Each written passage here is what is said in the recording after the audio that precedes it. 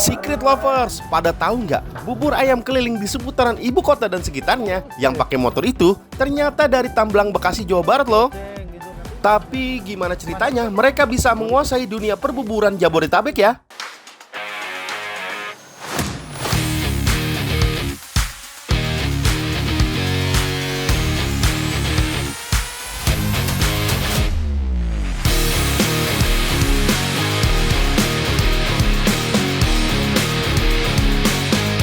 Waduh, rame bener nih. Sekali-kali nyobain cosplay jadi tukang bubur. Siapa tahu bisa naik haji ya kan? Amin. Bubur ayam Tamblang memang jadi primadona. Selain rasanya gurih dan enak, harga bubur ayam Tamblang juga merakyat. Mulai dari Rp5.000 aja per porsi, meski ramah di kantong, satu mangkok isinya tetap meriah, Uniknya nih, tukang bubur ayamnya nggak pakai gerobak, tapi pakai motor tuh. Mereka menyebar di area perumahan dan perkantoran di kawasan Jakarta, Bogor, Depok, Tangerang, dan Bekasi. Yang di Tamblang itu pada kemana aja sih Pak, kalau jauh-jauh gitu? Beda-beda, ada yang ke Cikeas, ada yang ke Depok gitu. Ada yang pernah nyampe Bogor?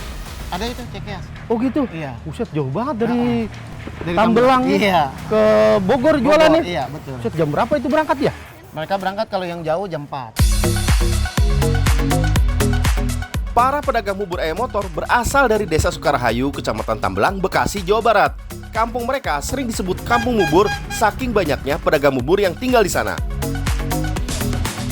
Setiap pedagang punya rute wilayah masing-masing. Salah satunya Sabir yang berjualan di daerah Cikarang Barat.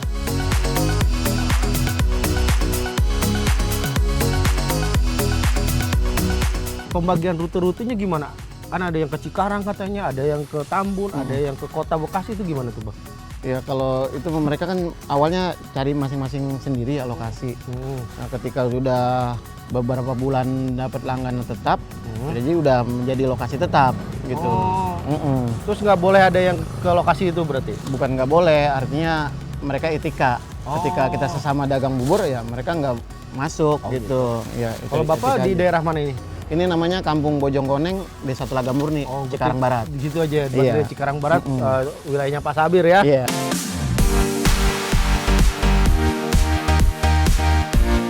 Pedagang bubur ayam Tamblang kebanyakan menjual jenis bubur ayam Betawi atau Jakarta.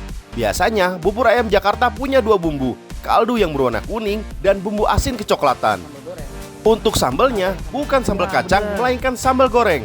Tekstur buburnya kental dan pekat, berbeda dengan bubur Cina dan bubur Cianjur yang lebih encer. Selain keahlian membuat bubur, skill mengendari motor juga wajib dimiliki. Memang sih, nggak mudah menjaga keseimbangan, apalagi mengendari motor sambil membawa beban berat di belakang.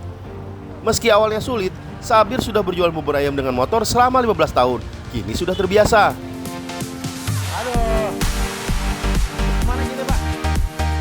Menyimbangin aja motornya gitu. Nyimbangin motor. Terus juga kalau khawatir banyak kendaraan ya kita harus lihat kiri kanan juga spionnya. Oh jadi fungsi utamanya spion ya? Spion. Karena kita di belakang Di ada belakang ininya ada ya? beban. Tapi ngaruh nggak Pak? Kalau ini berat berapa kilo sih? Ini sekitaran 40 sampai 50 kiloan. Selain rasa buburnya berbeda satu sama lain, karakteristik pembeli juga tak sama loh. Setiap penjual punya pelanggannya masing-masing.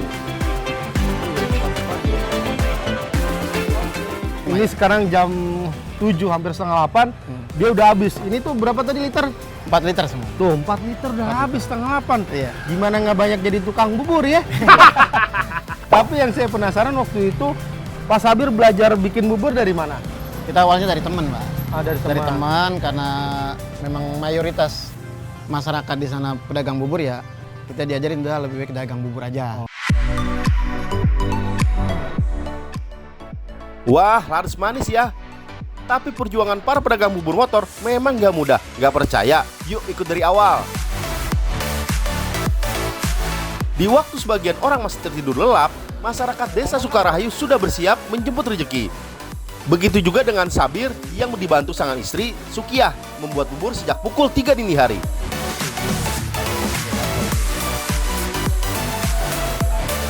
Nah, terus kalau misalkan kalau udah mau mateng gini, cirinya gimana bu buburnya? Udah kental, udah berat diaduknya. Oh iya benar, ini udah berat banget bu ya. Iya.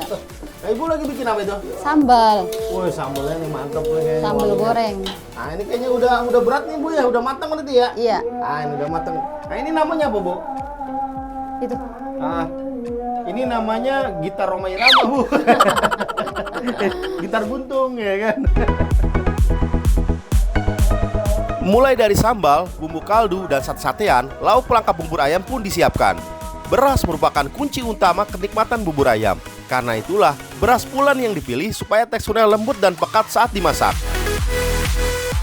Mereka menggunakan panci aluminium tebal anti lengket untuk mencegah bubur gosong di bagian bawahnya. Bubur juga wajib diaduk berulang kali agar tidak berkerak. Mengontrol api juga menjadi bagian yang penting. Kalau apinya terlalu besar, bubur bakal mudah gosong. Karena trayeknya cukup jauh, para pedagang wajib mengecek kondisi mesin motor. Mereka pun harus berangkat lebih pagi, dan yang paling penting nih, para pedagang bubur harus keluar bersama-sama supaya terhindar dari kejahatan. Rute terjauhnya dari Bekasi menuju Gunung Putri Bogor yang berjarak lebih dari 86 km loh. Oke, sip, semua siap? Gaskan, Mang! Jadi kenapa disebut kampung bubur? Karena banyak bubur ayam. Kalau kampung mie ayam, banyak tukang mie ayam. Kalau ini banyak bubur ya. Pantesan jadi kampung bubur kan? Ya kita mau lihat lagi nih. Banyak ini juga bubur lagi. Saya pusing. Saya boleh dia jadi raja bubur kali, Pak. Raja bubur. 70% masyarakat Kampung Sukarahayu berprofesi sebagai penjual bubur ayam keliling. Sisanya bekerja sebagai petani, buruh pabrik, dan pedagang sayur di pasar induk. Lihat aja tuh Secret Lovers, puluhan pengendara motor bubur lalu lalang dari tadi seolah nggak ada habisnya. Kalau ngomongin soal kampung bubur di Bekasi, belum ada yang mengetahui pasti siapa pelopor penjual bubur ayam di daerah Tambelang.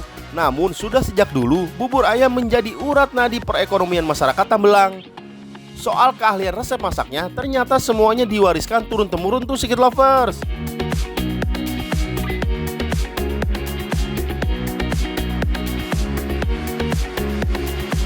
Karena jualan bubur itu modalnya nggak butuh terlalu banyak. Udah gitu mudah, pemasarannya mudah. Terus pemasarannya pun nggak ribet. Dengan modal sekitar Rp300.000, dalam satu hari aja, bubur bisa ludes terjual lebih dari 100 mangkok. Total penghasilan mencapai Rp700.000. Wah, gak heran sih, banyak warga yang memilih profesi sebagai tukang bubur. Ciri khasnya, semua pedagang bubur ayam di desa Sukarahayu Tambelang menggunakan sepeda dan motor. Setelah jualan laris manis pun, para pedagang tak langsung pulang. Mereka lanjut belanja bahan untuk jualan esok harinya. Biasanya yang pertama dibeli ayam bagian dada karena kering dan sedikit lemaknya, sehingga pas buat suiran bubur ayam. Walau terkesan profesi remeh, tapi jangan salah, banyak pedagang bubur yang sudah memetik hasil kerja kerasnya. Bahkan kebanyakan warga yang sudah lama berjualan bubur keliling bisa berangkat umroh, membeli tanah, hingga mobil dengan tunai. Ada juga loh yang menjadi kepala desa. Bayangin aja Secret Lovers, kalau sehari pendapatannya mencapai Rp700.000. Artinya dalam sebulan, para pedagang bubur ini mengantongi cuan sedikitnya sekitar 21 juta loh. Wah, ada yang mendadak pengen jadi tukang bubur gak nih? Hahaha.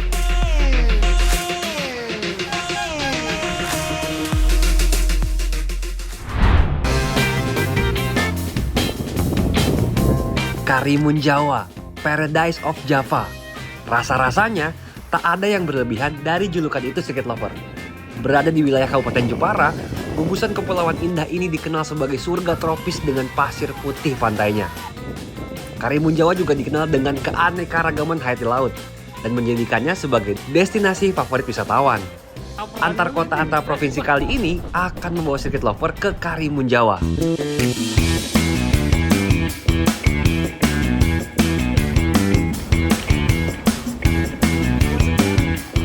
Hari ini kita mau kemana Mas Jang? Mau ke Karimun Jawa. Perjalanan kami dimulai dari kota Semarang. Sebagai ibu kota Jawa Tengah, Semarang menjadi salah satu titik terdekat sekaligus kota terbesar sebelum menuju pelabuhan Jepara. Karena kami memilih kereta, pilihan transportasi selanjutnya adalah bus shuttle yang berada dekat stasiun, tepatnya area teras pool. Nah, ini saya sudah pesan tiket dari Semarang ke Jepara, busnya itu online, itu harganya 60-70 ribu. Cuman ini setengah 3 kayak belum ada busnya sama sekali nih, belum ada sama sekali. Mana ya? Ini coba kita tanya nih, ada Mbak ini nunggu. Mbak mau tanya kalau bus yang dari Semarang ke Jepara, jadi nunggunya? Di sini. Kebetulan kita juga lagi. Oh sama juga mau ke Karimun Jawa juga. Oh, oke, kita ada temennya berarti. Jam 3 berarti Mbak ya? Dengan area yang cukup bersih, Secret Lover juga bisa menunggu bus sambil ngopi subuh dulu.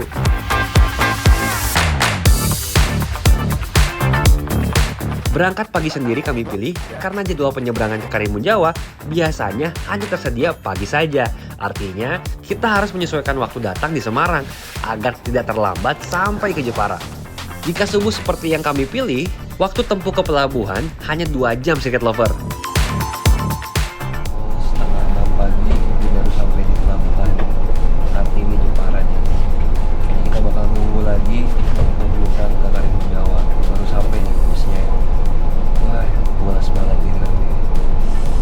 Mantap.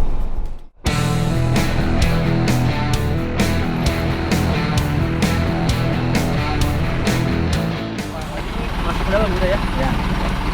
Ini depannya kita masuk ke dalam nih, pelabuhan jalan kaki. Lagi cari sarapan dulu kali ya, ini masih setengah 6 nih, lapar juga nih. Sarapan dulu. Let's go. Tapi sebelum sarapan, mendadak hujan Secret Lover. Hujan bro. Ini gimana ini kapal bisa lewat kagak ini nyebrang ini? Takutnya gagal Hujan. ya. Hujan begini ya ampun. Semoga sih gelombang aman nih. Wah, kami rada khawatir nih. Wajar saja, kapal nggak akan berangkat kalau cuaca tak mendukung. Tapi sarapan dulu ya Secret Lover, biar nggak panik. Ini dia ini nih juara ini. Wah, ini sarapan terbanyak sih ya. Lauknya komplit, jadi bingung nih. Ini lengkap ya. Karena kondisi masih hujan dan area tempat duduk warung tidak memadai, kami pun memilih bungkus dan mencari tempat yang lebih teduh. Harganya ternyata murah banget Secret Lover. Lauk menggunung gini tak sampai 50 ribu berdua. Juara nggak sih? Ini dia dah. Lu lihat nih, begah loh ya tuh, nggak sarapan segini tuh begah ngeliatnya. Aduh. Tapi emang harus diisi karena nanti takut gelombang tinggi. Takutnya mabuk. Takut harus diisi, oke? Mantep ya. Pesan nasi uduk.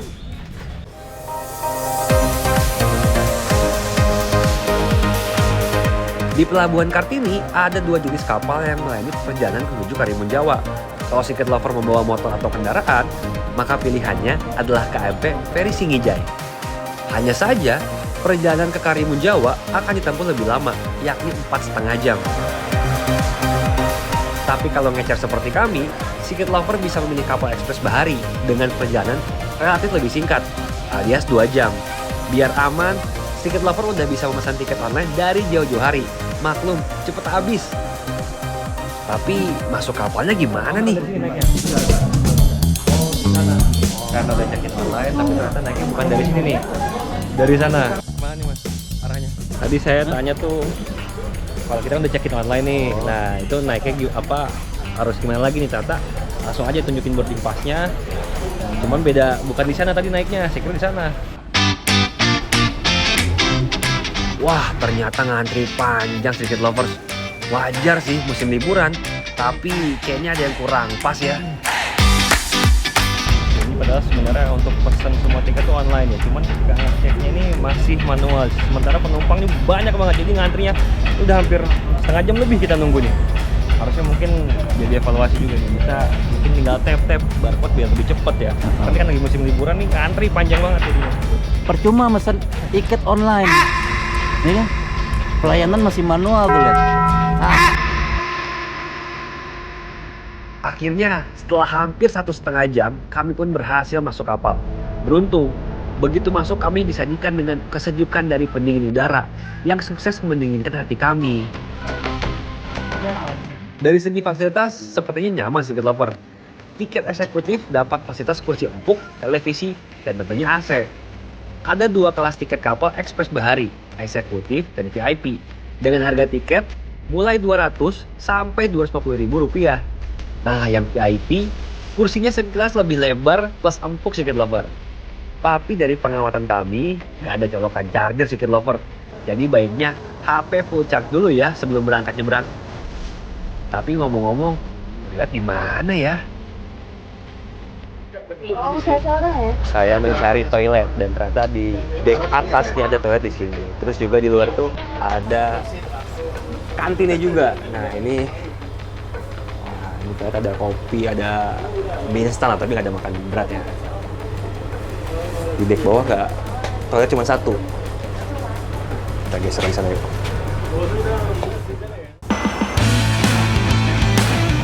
Perjalanan dari Pelabuhan Kartini Jepara ke Karimun Jawa teorinya memang hanya 2 jam saja. Tapi kadang-kadang cuaca dan ombak membuat kapal harus berjalan lebih lambat. Saya mau tanya ke mbaknya nih. Mbak, aku mau nanya sedikit ya. Ya, ini Ekspres Bahari, ini kapal ini kan kita berangkat jam 8. Itu emang pagi terus, apa siang ada, sore ada? Siang ada, pagi ada. Kalau sore kita nggak operasional. Tapi setiap hari tuh ada nggak sih mbak? Setiap hari ada. Oh setiap hari ada? Iya. Di jam berapa aja tuh? Jam 8 sama jam 9. Jam 10, jam 11 kenapa tuh? Apa cuaca kurang apa gimana? Memang cuaca kurang bagus kalau jam 10, jam 11. Jam 11. Biasanya kalau sampai sini lebih siang lagi. Jadi lebih baik berangkat pagi. Berangkat pagi. Oh oke, berarti sebenarnya ada 2 keberangkatan ya? Iya. Pagi sama siang. Kalau arah sebaliknya mbak dari Karimun Jawa ke Jepara sama? Sama. Oh sama juga? Iya, tapi kalau hari Minggu biasanya dari Karimun jam 11 sama jam 12. Kapal penyeberangan yang kami naiki, kapasitasnya dapat menampung 230 orang. Dan saat ini, kapalnya full Secret Lover. Wajar saja ya, tadi kami ngantri cukup lama. Karena ombak cukup tinggi, sepertinya kami memilih untuk istirahat di kursi saja ya. Meski Laut Jawa terbilang tenang, di musim angin, ombak cukup bisa membuat mual ya Secret Lover. Buat yang tak terbiasa, bisa minum obat anti mabuk terlebih dahulu atau tidur seperti kami. Setelah 3 jam perjalanan, akhirnya kami sampai di Karimun Jawa.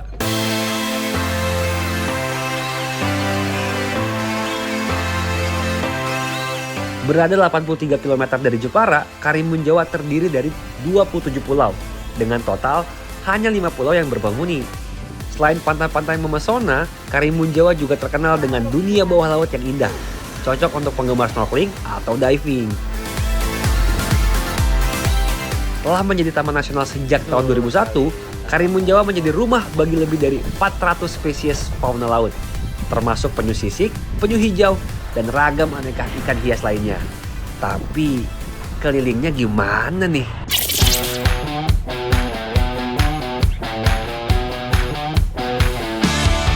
Nah, buat Secret Lover yang tak memakai kendaraan, banyak sekali penyewaan motor di dekat pelabuhan. Ongkosnya pun terbilang murah, hanya Rp75.000 per hari, tidak termasuk BBM. Secret Lover pun juga bisa meminta motor untuk diantar ke penginapan. Sementara untuk penginapan sendiri, Secret Lover lebih baik memesan jauh-jauh hari sebelum kedatangan. Dengan begitu, kita bisa memilih tarif penginapan yang sesuai dengan budget kita. Homestay sederhana bisa kita dapatkan dengan harga Rp150.000. Dan bungalow atau kamar hotel masih berada di kisaran Rp300 sampai Rp700.000. Tapi masa iya kita di penginapan terus? Cari pantai dulu lah Secret Lover.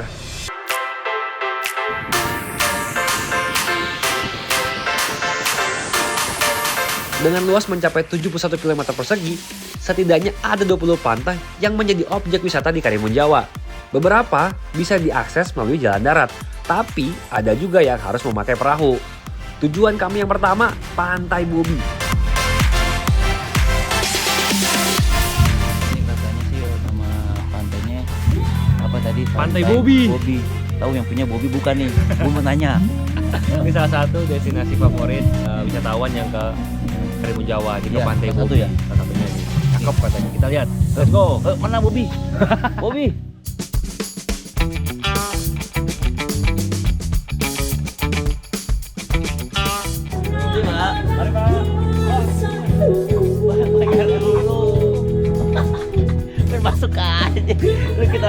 gratis. Berapa Pak? 30. Satu orangnya berapa? 10.000. Oh, 10.000. Tiket masuknya satu orangnya 10.000. Weekend weekday sama Pak. Ya Pak. Weekend weekday Sama Mas. sama. Oh mantap.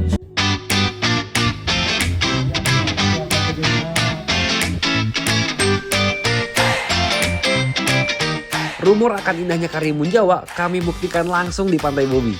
Keindahan hamparan luas pasir putih berpadu sempurna dengan gugusan bukit hijau yang tampak sejuk.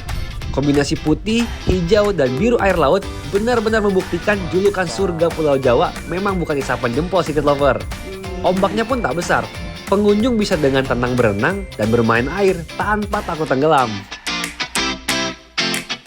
Saya penasaran sama pantainya nih. Saya langsung ketemu sama Pak Bobi nih, yang namanya dipakai jadi pantai ini punya bapak Pak, pantainya bagaimana Pak? Iya. Punya bapak ini? Iya. Oh iya, oh serius punya bapak? Oh kenapa namanya nama bapak sendiri Pak? Kenapa Bobi namanya pantai ini? Ya nanti dinamakan orang lain kan mesti marah Mas ya. Terpaksa dinamakan Pantai Bobi. Oh. Wow.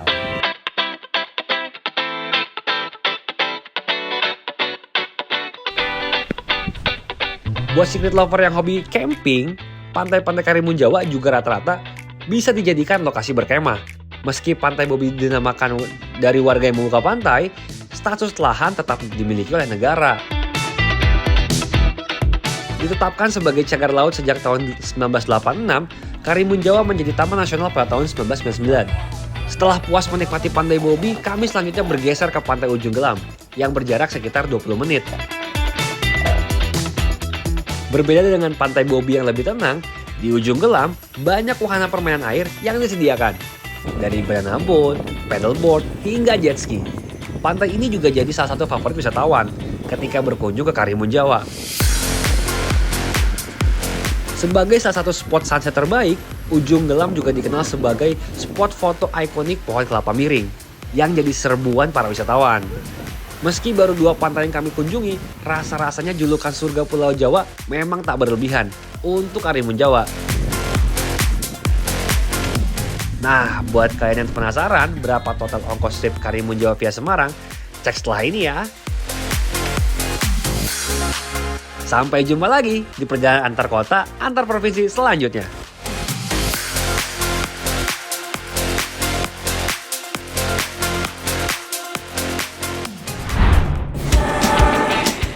Di balik kencangnya laju kereta di atas rel, ada tangan-tangan terampil yang merawat dan memperbaiki kereta demi kelancaran perjalanan para penumpang. Lalu, apa saja yang perlu diperbaiki di bengkel kereta?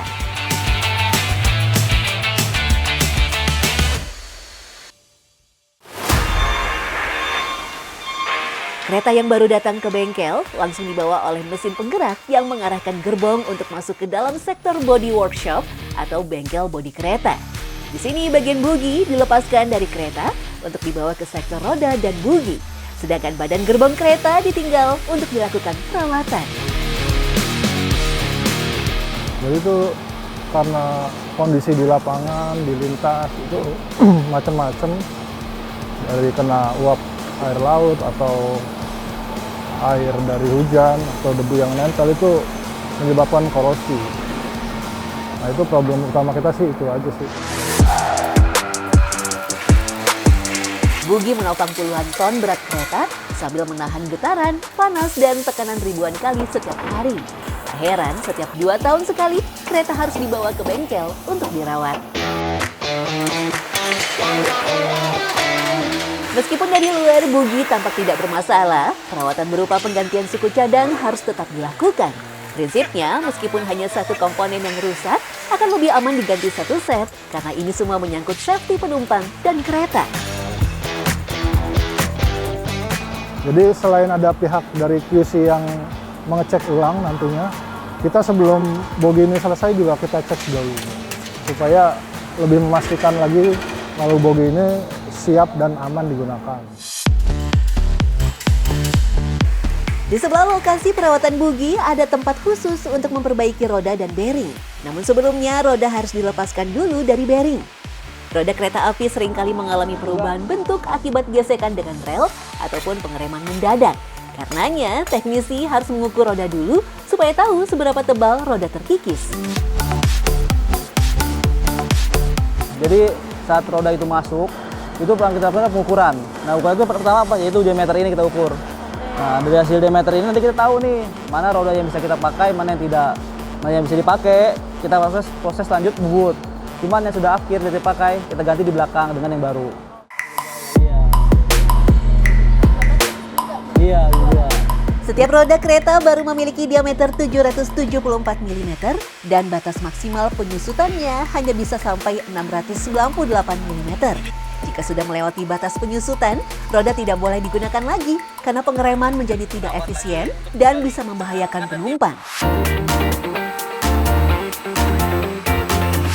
Setiap hari ada sekitar 16 roda diperbaiki di sini.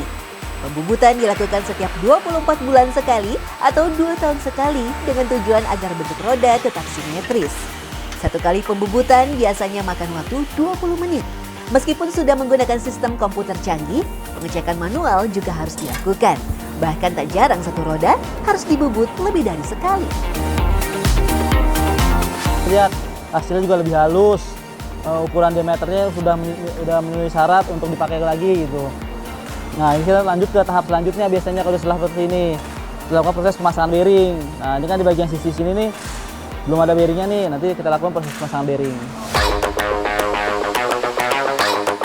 Selain roda, bearing atau bantalan yang fungsinya mengurangi gesekan dan membantu perputaran roda agar tetap presisi jika perlu dilakukan perawatan. Berbeda dengan roda, bearing memang hanya perlu dicuci saja. Namun pencuciannya menggunakan mesin khusus dengan suhu air di atas 90 derajat Celcius. Tujuannya untuk membersihkan sisa oli, pelumas, dan debu logam halus. Setelah dibersihkan, barulah bearing dipasang kembali dengan roda. Selanjutnya, satu paket roda dan bearing yang sudah terpasang lagi dibawa ke tempat perawatan bogi untuk disatukan kembali. Bogi pun kembali dibawa ke sektor body workshop untuk dipasang ke badan gerbong kereta. Wah, lihat tuh Secret Lovers, gerbong kereta harus diangkat menggunakan crane khusus yang bisa mengangkat beban berat hingga 20 ton. Meskipun menggunakan alat yang dikontrol oleh teknisi, di sini membutuhkan ketelitian tinggi karena bogi harus benar-benar terpasang dengan presisi. Ya, biasanya kan dari sini kita menuju ke final test untuk pengecekan. Biasanya ada bogi yang kembali lagi karena ukurannya yang tidak sesuai standar. Karena ukurannya itu ada standarnya nanti di final test untuk diukur lagi sekilo boginya.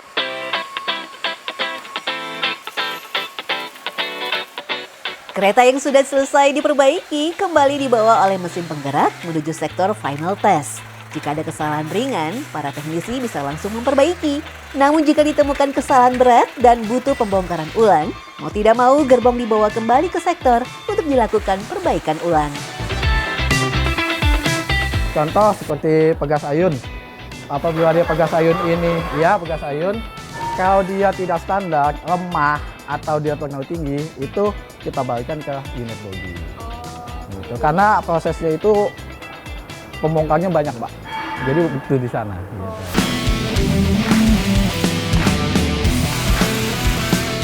Mulai dari pengereman, suku cadang bogi, keseimbangan gerbong kereta, jarak antara satu komponen ke komponen lain, kelistrikan, bahkan hingga pegas, semua dicek satu persatu.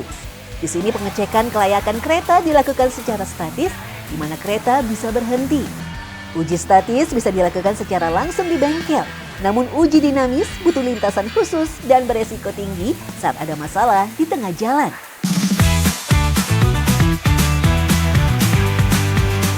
Balai Yasa Manggarai sudah ada sejak tahun 1915.